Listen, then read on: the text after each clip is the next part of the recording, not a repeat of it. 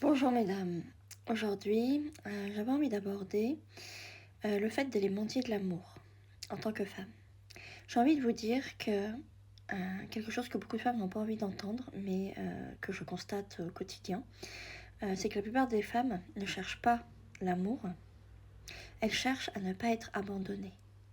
Donc elles vont choisir un partenaire, consciemment ou inconsciemment, qui ne correspondra pas à de l'amour, mais qui va venir répondre à leurs blessures d'abandon. Et vous savez quoi? Ça change tout ça. Parce qu'une femme, lorsqu'elle porte une blessure d'abandon, de rejet, de trahison, elle ne choisit pas ses relations depuis l'amour. Elle choisit ses relations à partir de la trahison, à partir de l'abandon, à partir du rejet. Et elle choisit à partir de la peur de l'amour. Et c'est exactement comme ça que les relations commencent, sur un sable mouvant, et qui finissent par se terminer, par être détruites. Parce que les bases ne sont pas saines. Alors oui, tout au début, tout est intense. Et il y a cette connexion qu'on trouve incroyable, le partenaire évident, vraiment une sensation de bien-être. Et tu as vraiment l'impression que cette personne est faite pour toi. Et que vous vous comprenez totalement. Que c'est peut-être même différent d'habitude. Et en fait, tu te rends compte quelques semaines, quelques mois plus tard, que quelque chose change. Qu'il n'y a plus d'équilibre. Et que c'est toi. C'est toi qui commence à analyser. C'est toi qui porte la totalité de la relation. C'est toi qui vas demander de l'amour. Et de l'autre côté, il y a comme une sorte de fuite, c'est-à-dire qu'il ne répond pas à tes messages, il va mettre du temps à répondre. Il va y avoir des silences, il va y avoir des messages plus courts.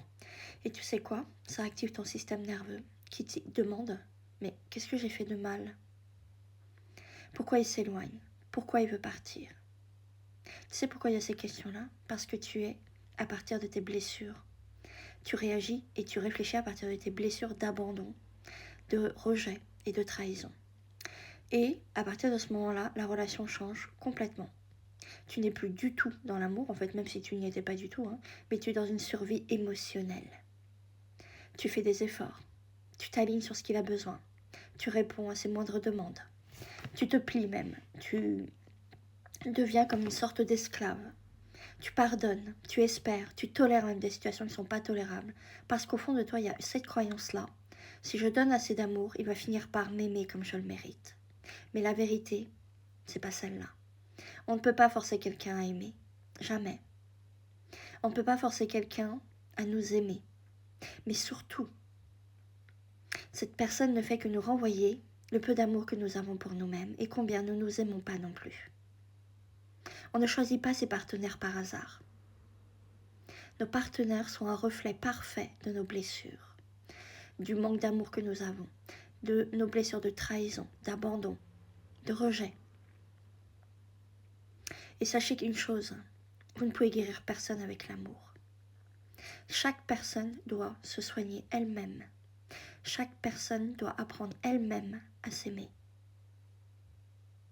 Et surtout, le point le plus important, vous ne pouvez pas construire une relation saine en réparant des blessures anciennes. La dépendance affective n'est pas un problème d'amour.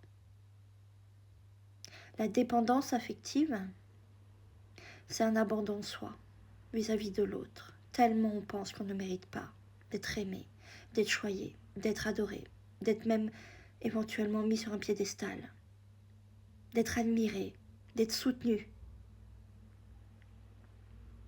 Parce qu'au fond de vous, c'est ça que vous cherchez. De l'amour, mais du vrai. Mais vous n'agissez pas à partir du bon centre. Et pour attirer ce type de partenaire, vous devez guérir ces parts-là de vous. Pour attirer à partir des parts saines, à partir des parts d'amour qui vient à l'intérieur de vous. Et c'est le moment où une femme se met à accepter de telles choses qu'elle ne devrait jamais accepter.